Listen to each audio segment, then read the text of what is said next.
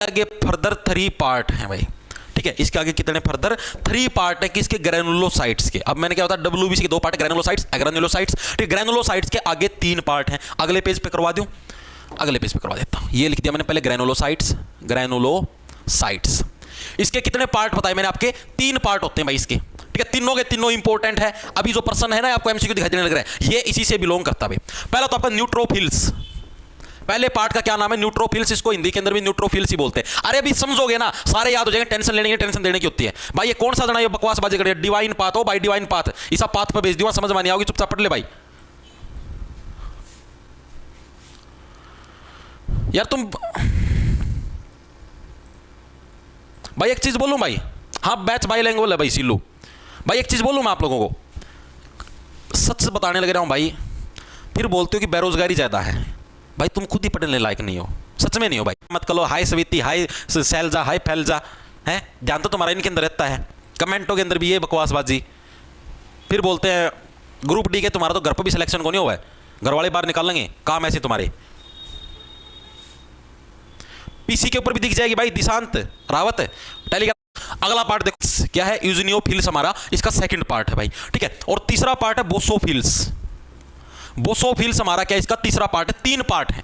3 part कौन कौन से हैं आपका, एक न्यूट्रोफिल, एक यूजिनोफिल्स और तीसरा हमारा बोसोफिल्स। तीनों के तीनों इंपॉर्टेंट पार्ट है, तीनों के बारे में पढ़ना कंपलसरी है।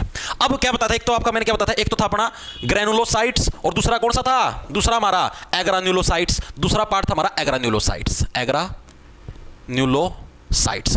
अब ये जो एग्रान्युलोसाइट्स है, इसके भी आगे फर्दर कितने पार्ट है, इसके आगे 2 पार्ट है।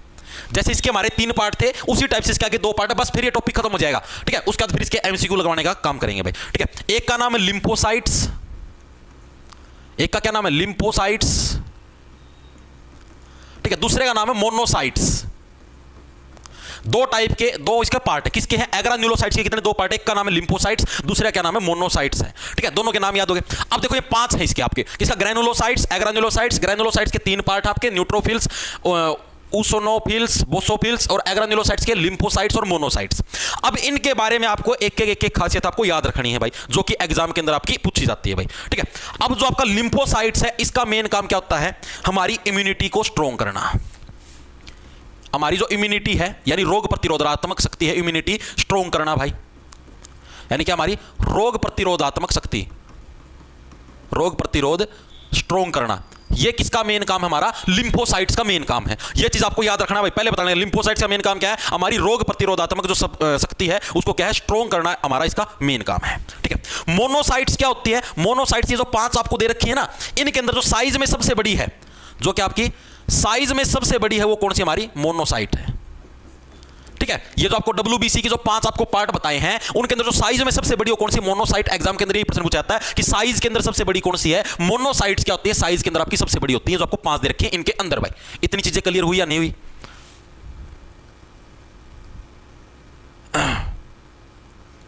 एंटीबॉडी बनाना, हाँ इतनी चीजें क्लियर हुई या नहीं हुई, मेरे को एक चीज बता दो बस फटाफट, ठीक है। उसके बाद साइज में सबसे छोटी कौन सी है, तो लिम्फोसाइट्स। लिम्फोसाइट क्या है, सबसे छोटी है साइज में भाई, सबसे छोटी है साइज में। कौन सी है सबसे छोटी साइज में, लिम्फोसाइट में। और सबसे बड़ी कौन सी है, मोनोसाइट। इतनी चीज समझ में आई या नहीं आई, मेरे को ये चीज बता दो बस, ठीक है। इतनी चीजें दिमाग के अंदर घुस गई, वेरी गुड भाई, ठीक है। अब इसके अंदर आपके 2 नाम मैंने आपको बताए थे, ठीक है। एक का नाम था आपका यूजिनोफिल्स, दूसरे का नाम है बोसोफिल्स। इन दोनों का मेन काम क्या है, इन दोनों का मेन काम है निर्जीव चीजों से शरीर की प्रोटेक्शन करना, से बॉडी की प्रोटेक्शन करना भाई, प्रोटेक्शन करना। जो भी निर्जीव चीजें, निर्जीव का मतलब जिनके अंदर जीवनदान नहीं, जैसे धूल मिट्टी है, देखो एक तो जीवित चीजें होती है, जैसे वायरस हो गया, बैक्टीरिया हो गया, ये जब हमारे शरीर के अंदर एंटर करते तो वो तो आ गया आपकी जीवित चीजों के अंदर। निर्जीव के अंदर कौन सी आ गई, जैसे धूल मिट्टी है, धूल मिट्टी हमारे शरीर के अंदर जाती है, या कोई और चीज जाए जिसके अंदर कोई जीवनदान नहीं है, ठीक है। तो उन सब चीजों से हमारी शरीर की प्रोटेक्शन कौन करते हैं, यूजिनियोफिल्स और बोसोफिल्स। यानी निर्जीव चीजों से हमारी बॉडी की प्रोटेक्शन करने का काम किसका होता है, यूजिनोफिल्स और बोसोफिल्स। इन दोनों का मेन काम होता है निर्जीव चीजों से हमारे शरीर की प्रोटेक्शन करना। दूसरा न्यूट्रोफिल्स का मेन काम क्या है, इसका मेन काम है सजीव चीजों से, सजीव का मतलब जो जीवित चीज है, सजीव चीजों से हमारी शरीर की प्रोटेक्शन करना, सजीव चीजों से बॉडी की प्रोटेक्शन करना, बॉडी की प्रोटेक्शन करना। लेकिन वायरस से नहीं बचाता ये, प्रोटेक्शन करना, ठीक है। यहां पर लिख लो अलग से, यहां पर मैं लिख देता हूं भाई, लेकिन वायरस से प्रोटेक्शन नहीं करता, लेकिन वायरस से प्रोटेक्शन नहीं करता भाई, प्रोटेक्शन नहीं करता। बस जो भी अगर कोई और बैक्टीरिया वगैरह शरीर के अंदर एंटर करता है तो उससे तो बचा लेता है, लेकिन वायरस से प्रोटेक्शन नहीं कर पाता भाई। ये किसका काम है? न्यूट्रोफिल्स का। इतना पता लगा? तो क्या बताया मैंने? ग्रैनुलोसाइट्स है, एग्रान्युलोसाइट्स है। ग्रैनुलोसाइट्स के 3 पार्ट है, न्यूट्रोफिल्स, यूजिनोफिल्स और बोसोफिल्स। ठीक है, एग्रान्युलोसाइट्स के 2 पार्ट है, लिम्फोसाइट्स, मोनोसाइट्स। लिम्फोसाइट का मेन काम क्या है? इम्यूनिटी स्ट्रॉन्ग करना, साइज में सबसे छोटा होता है। मोनोसाइट्स का मेन काम साइज में बड़ा होता है और उसका कुछ काम नहीं है, सिर्फ इतना याद रखना इसके बारे में। ठीक है, उसके अलावा आपका यूजिनोफिल्स और बोसोफिल्स है, ये निर्जीव वस्तुओं से बॉडी की रक्षा करते हैं। धूल मिट्टी एग्जाम के अंदर पूछा है, धूल मिट्टी अगर शरीर के अंदर प्रवेश करते हैं तो उससे प्रोटेक्शन कौन करते हैं? हमारे ये दोनों करते हैं, बोसोफिल्स और यूजिनोफिल्स। और न्यूट्रोफिल्स किससे? सजीव वस्तुओं से प्रोटेक्शन करते हैं, लेकिन उसके अंदर वायरस शुमार नहीं है। वायरस को छोड़ के बाकी सबसे ये आपकी प्रोटेक्शन करते हैं। अब अभी तक मैंने बात करी साइज में बड़ा कौन है। ठीक है, साइज में बड़ा कौन था? मोनोसाइट्स। साइज में सबसे छोटा था लिम्फोसाइट्स। अब संख्या में सबसे ज्यादा कौन है?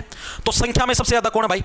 संख्या यानी कि नंबरिंग में संख्या में सबसे ज्यादा कौन है भाई? ये पूछे जाते हैं भाई, पहले बताने का। संख्या में सबसे ज्यादा और सबसे कम, इनके बारे में आपको बताना है। संख्या में जो सबसे ज्यादा है वो तो है भाई आपके न्यूट्रोफिल्स भाई। जो आपके न्यूट्रोफिल्स हैं वो क्या आपकी संख्या के अंदर सबसे ज्यादा देखने को मिलते हैं। ठीक है, और आपके जो ये दोनों हैं यूजिनोफिल्स और बोसोफिल्स, ये क्या संख्या के अंदर आपके सबसे कम होते हैं। दोनों के दोनों आपकी संख्या के अंदर आपको कम देखने को मिलते हैं। मेनली आपका बोसोफिल्स होता है, मेनली आपका बोसोफिल्स आपका संख्या के अंदर आपका कम देखने को मिलता है। इतनी चीजें क्लियर हुई या नहीं हुई? मेरे को एक चीज बताओ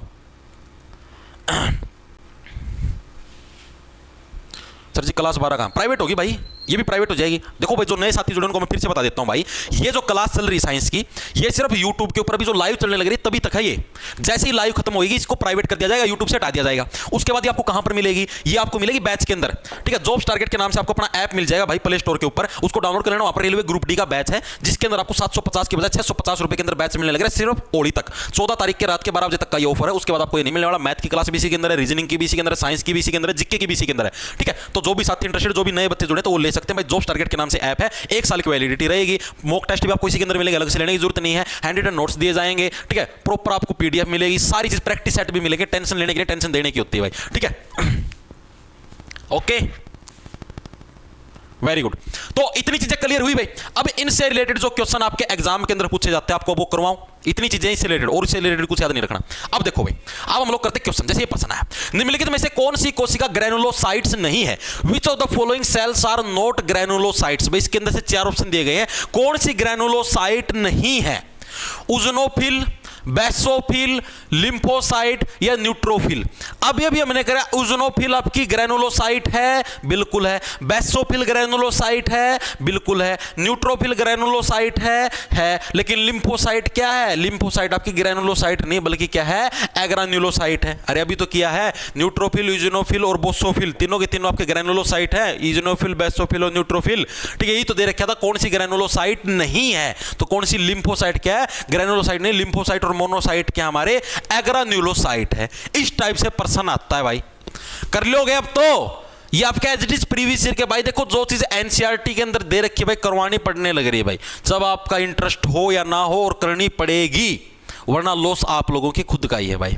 ठीक है, अब इससे आगे चले भाई। इसी के अंदर Which white blood cells are involved in antibody production and immune memory? बताओ भाई, कौन सी व्हाइट ब्लड सेल्स हैं जो कि एंटीबॉडी के प्रोडक्शन के अंदर आपकी आगे रहती हैं? अभी करवाया था। एंटीबॉडी के प्रोडक्शन के अंदर कौन सी हमारी ब्लड सेल्स आगे रहती हैं? ये देखो कुछ यहां पर करवाया था मैंने, जो हमारी इम्यूनिटी को स्ट्रॉन्ग करती है, एंटीबॉडी के प्रोडक्शन के अंदर आगे रहती है। इतना हिंट दे दिया, अब आगे नहीं बताऊंगा। बताओ कौन सा सही आंसर आएगा? मोनोसाइट्स, यूजिनोफिल्स, लिम्फोसाइट या बेसोफिल? कौन सी हमारी इम्यूनिटी को स्ट्रॉन्ग करती है? Very good, very good, very good. Sir ji Hindi में टाइप करो रेणु वर्मा, तो हिंदी के अंदर ही तो है। कौन सी श्वेत रक्त कोशिका है? तो ये मोनोसाइट्स को हिंदी में मोनोसाइट्स ही बोलते हैं। रेणु वर्मा, इतने अंधभक्त ना बना करो तुम। ठीक है, अरे जिस चीज को हिंदी में जो बोलते हैं, जिसके अंदर चेंज होता है उसके अंदर यार मैं लिख के लेके आता हूँ। पहला प्रश्न था ये, पहला प्रश्न किधर गया? इसके अंदर ये अलग था, इसकी हिंदी अलग थी, तो मैं लिख के लेके आ रहा हूँ ना। सस्ते नशे करने छोड़ दो, करने तो महंगे वाले कर लिया करो।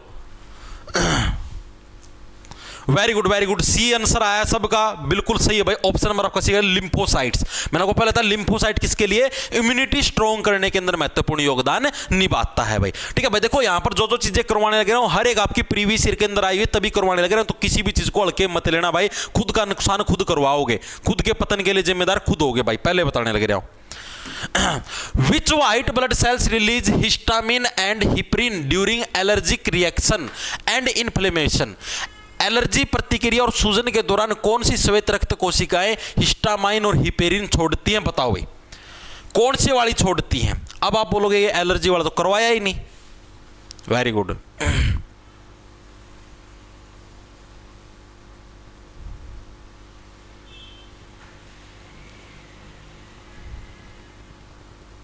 बिल्कुल भाई बिल्कुल, सबका बिल्कुल सही है भाई। इसका आंसर बताओ क्या आएगा? लिम्फोसाइट, लिम्फो गलत है भाई।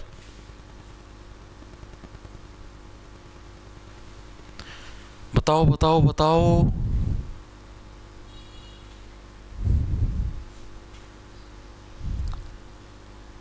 बी आंसर आया है न्यूट्रोफिल्स।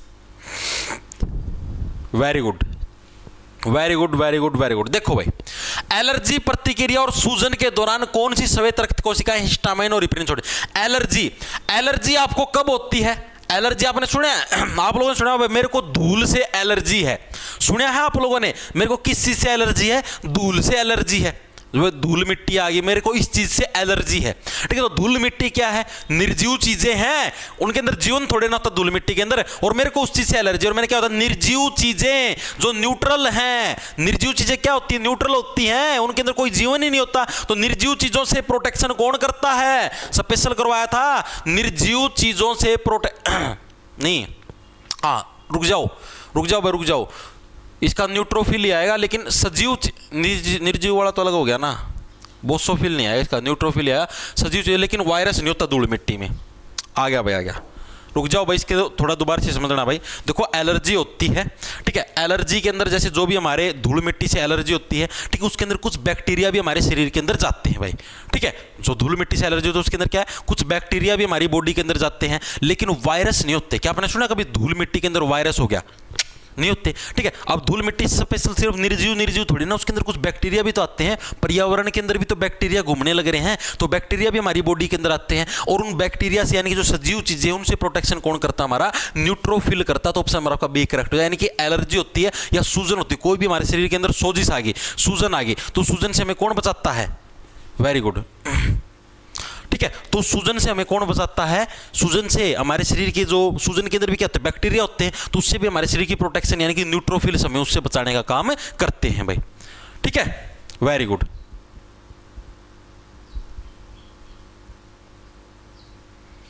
चले भाई आगे आगे चलो भाई। The excess of white corpuscles in the blood is called, रक्त में श्वेत कणिकाओं की अधिकता को क्या कहते हैं? रेलवे ग्रुप डी 2022 के अंदर है।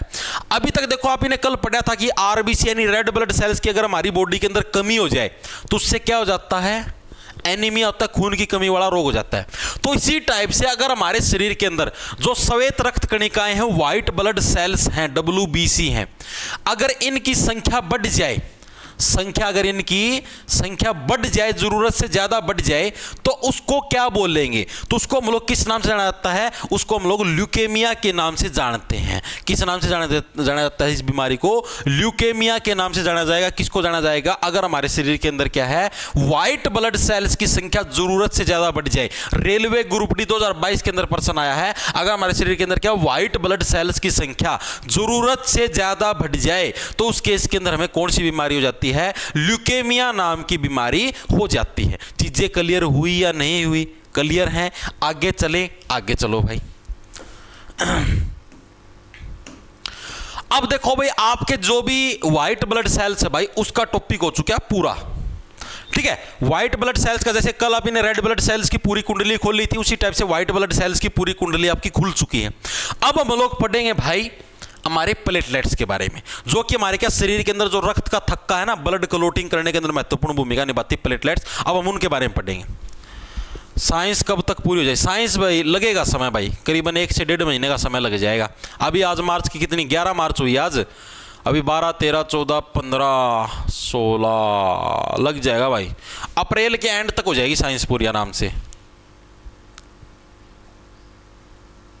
सर लास्ट वाला क्वेश्चन समझ नहीं आया। अंकित तो यही तो दे रखा है भाई, एक्सेस ऑफ व्हाइट कॉर्पसल। जो व्हाइट ब्लड सेल्स आपको मैंने बताया था कल, एक फिक्स अमाउंट होता है व्हाइट ब्लड सेल्स का हमारी बॉडी के अंदर, अगर उससे जरूरत से ज्यादा हो जाए अगर हमारी बॉडी के अंदर, तो वो कौन सी बीमारी होती है? तो ल्यूकेमिया होती है। इसमें यार समझने की कौन सी बात थी? ठीक है। Which blood cells help in clotting of blood and stop bleeding? Railway group D 28/9/2022 के अंदर शिफ्ट 2 के अंदर आया है। तो कौन सा? प्लेटलेट्स का रोल होता है भाई।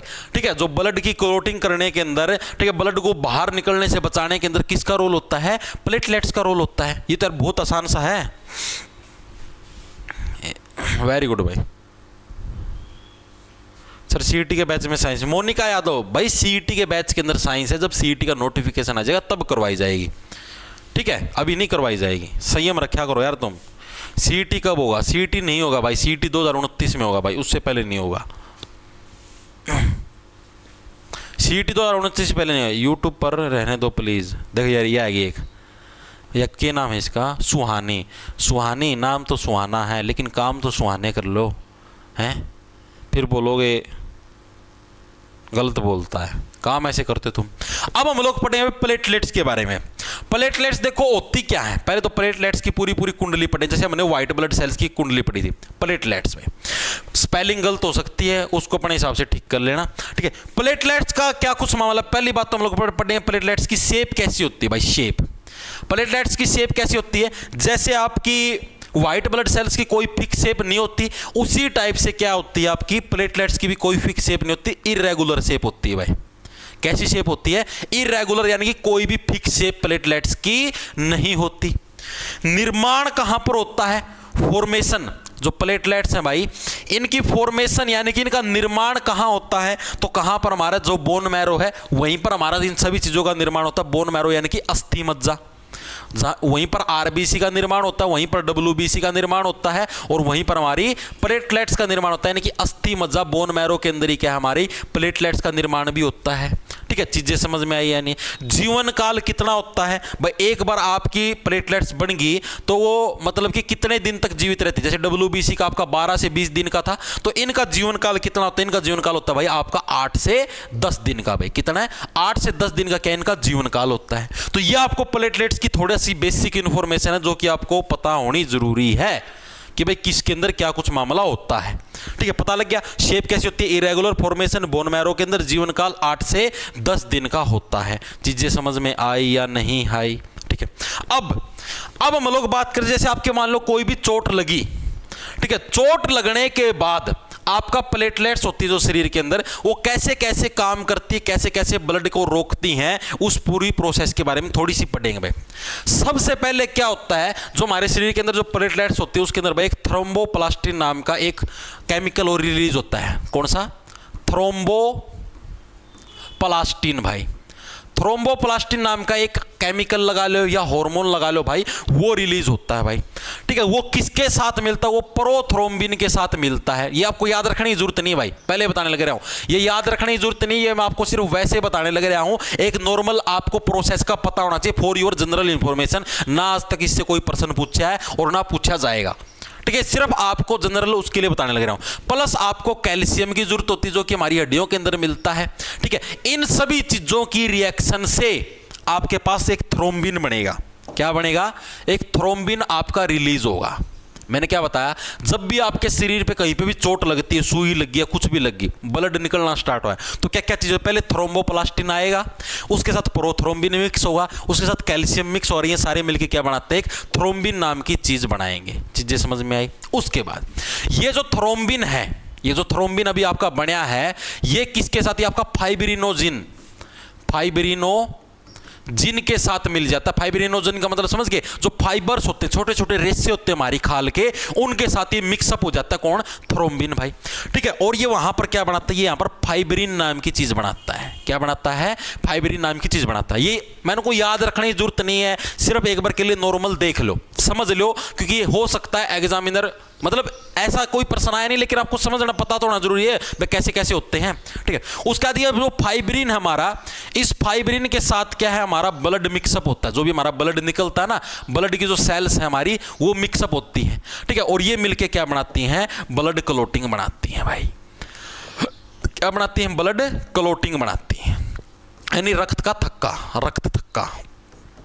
बनाते। तो अब पता लगा खून हमारा कैसे जमता है, जब भी चोट लगती खून निकलता है, खून का फिर खरुंड बन जाता है। वो खरुंड कैसे बनता है मैंने बताया, थ्रोम्बोप्लास्टिन रिलीज होता है, प्रोथ्रोम्बिन होता है और कैल्शियम, तीनों मिक्सअप होकर क्या बनाते हैं, थ्रोम्बिन बनाते हैं। थ्रोम्बिन फिर फाइब्रोनिजन, हमारे खाल के छोटे छोटे फाइबर हैं उनके साथ मिक्स होकर फाइब्रिन बनाता है, और फाइब्रिन फिर ब्लड सेल के साथ मिक्स होकर क्या बनाता है, हमारा ब्लड क्लोट यानी कि रक्त का थक्का हो बनाने का काम करता है भाई। Very good, very good, very good, very good, शाबाश। क्या हो गया, मोनिका ढांडा तुसी भूल जो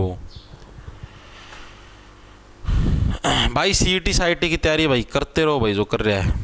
ठीक है, अब जो एक मेन इंपॉर्टेंट चीज है आपके एग्जाम के अंदर पूछी जाती है कि ब्लड क्लोटिंग में, रक्त का थक्का जमाने में, ब्लड क्लोटिंग में कौन सा मिनरल होता है, बताओ भाई, आंसर बताओ। दूसरा, ब्लड क्लोटिंग में कौन सा विटामिन होता है। ये दो प्रश्न है, ये आपके इन्हीं में से निकल के आए हैं। तो मिनरल कौन सा होता है, भी प्रश्न आएगा आगे। ब्लड यानी खून को जमाने के अंदर ये आते हैं भाई एग्जाम के अंदर, ये इंपॉर्टेंट है, पहले बताने लगे, ये एग्जाम के अंदर आते हैं, वो तो ऊपर वाला तो नहीं आता। तो कौन सा मिनरल होता है हमारा, कैल्शियम भाई। कैल्शियम की जरूरत होती है किसके अंदर, हमें ब्लड क्लोटिंग के अंदर। विटामिन कौन से की जरूरत होती है, विटामिन के की जरूरत भाई। ठीक है, विटामिन के की अगर हमारी बॉडी के अंदर कमी होगी तो ब्लड क्लोटिंग नहीं होगी, खून का रक्त का थक्का नहीं जमेगा। पहले बताने लगे, सबसे ज्यादा इंपॉर्टेंट है चीजें, इतनी क्लियर हुई या नहीं हुई, हुई क्लियर। ठीक है, अब हमारी बॉडी के अंदर है ना एक हार्मोन होता है या एक केमिकल होता है, भगवान ने दे रखा है, जिसका नाम है हिपेरिन। क्या नाम है, हिपेरिन। इस हिपेरिन का काम क्या होता है, अब जैसे आप लोग ये सोचो कि जब भी हमारे चोट लगती है तब तो रक्त का थक्का जम जाता है, ये सारी रिएक्शन होके भाई खून के ऊपर ऐसे खून आ जाता है, तो हमारी बॉडी के अंदर, नसों के अंदर भी ब्लड चलने लग रहा है, तो वहां पर रक्त का थक्का, वहां पर ब्लड की क्लोटिंग क्यों नहीं होती, ये चीज भी तो सोच के देखो। तो उसका रीजन है, उसका रीजन क्या हमारा, ये जो एक हिपेरिन क्या होता है, एक हिपेरिन नाम का क्या होता है, एक हार्मोन है भाई। हिपेरिन नाम का केमिकल लगा लो, नाम का केमिकल या हार्मोन, केमिकल या हार्मोन हमारे ब्लड में होता है भाई, हमारे ब्लड में होता है, ये एग्जाम के अंदर आता है भाई, ब्लड में होता है, जो रक्त का थक्का या फिर ब्लड क्लोटिंग नहीं होने देता, रक्त का थक्का नहीं जमने देता भाई। कौन नहीं जमने देता भाई रक्त का थक्का, तो एक क्या है, इपेरिन नाम का एक क्या होता है, केमिकल होता है या एक हार्मोन होता है, जो कि क्या हमारे खून के अंदर क्या रक्त का थक्का नहीं जमने देता। ठीक है, इसीलिए हमारे शरीर के अंदर खून ऐसे नॉर्मल चलता रहता है। अगर ये इपेरिन नाम का हमारे अगर बॉडी के अंदर केमिकल या हार्मोन ना हो ना, तो हमारे शरीर के अंदर भी रक्त के ब्लड क्लोटिंग जम जाएगी। ठीक है, उसकी वजह से क्या है, हम अपने आप ही मर जाएंगे भाई, उस चक्कर में तो अंदर ही अंदर सारा का सारा जम जाएगा। चीजें समझ में आई या नहीं आई, मेरे को चीज बताओ। Very good, very good, very good, very good.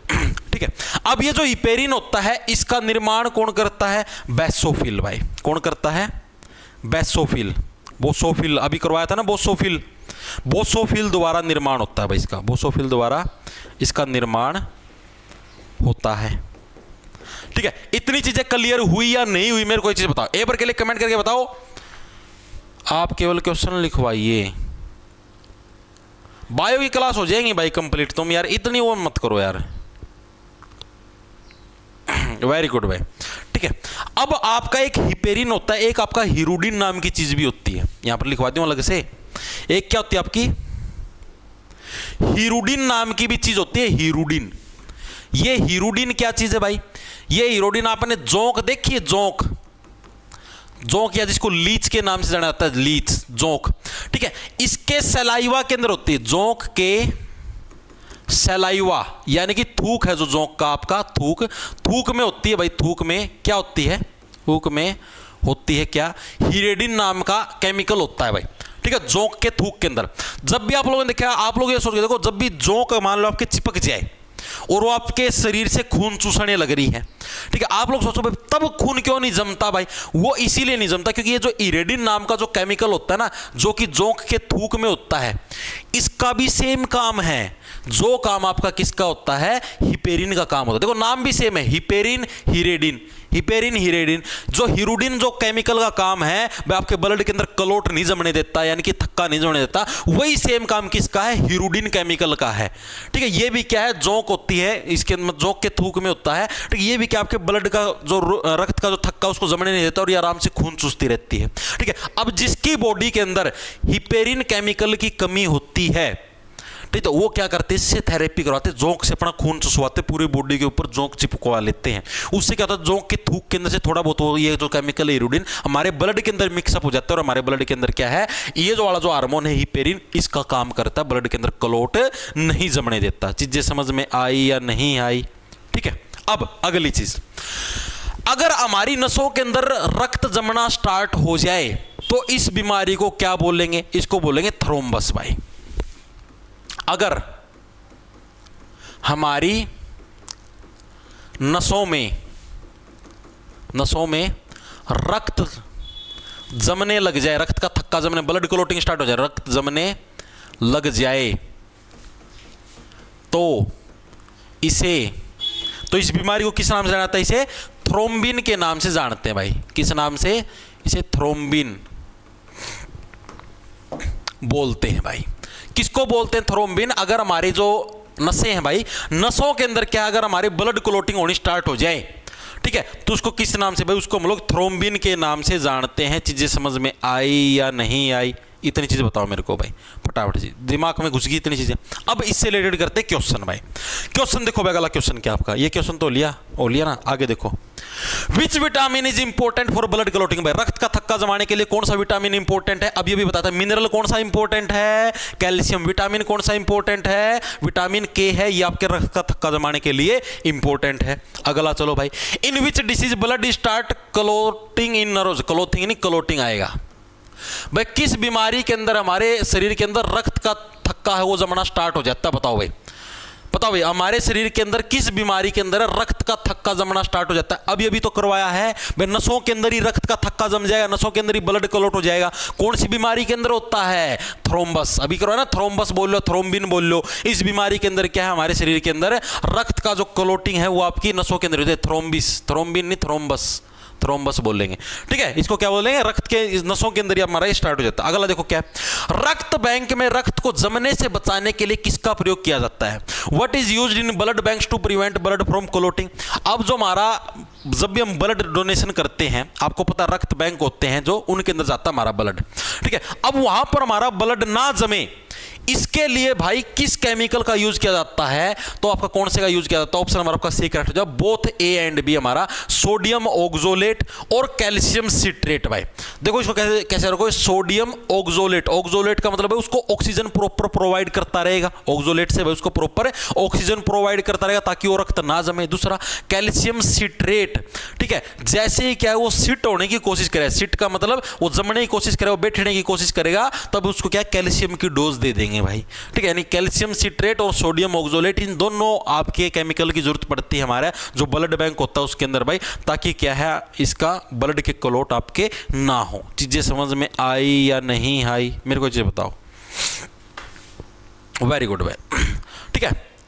अब इसी के अंदर आपकी एक चीज और रहेगी भाई, आपके जो ब्लड क्लॉटिंग होती है, ब्लड क्लॉटिंग में एक और चीज का इंपॉर्टेंट रोल होता है। ब्लड क्लॉटिंग यानी जो रक्त का जो थक्का जमता है उसके अंदर भाई एक और चीज का महत्वपूर्ण रोल होता है, जिसका क्या नाम है आपका? फैक्टर 9, या उसको क्रिसमस फैक्टर को के नाम से भी जानते हैं। ब्लड क्लॉटिंग में फैक्टर 9 लिख लो, इंपॉर्टेंट है, ये प्रश्न आ सकता है।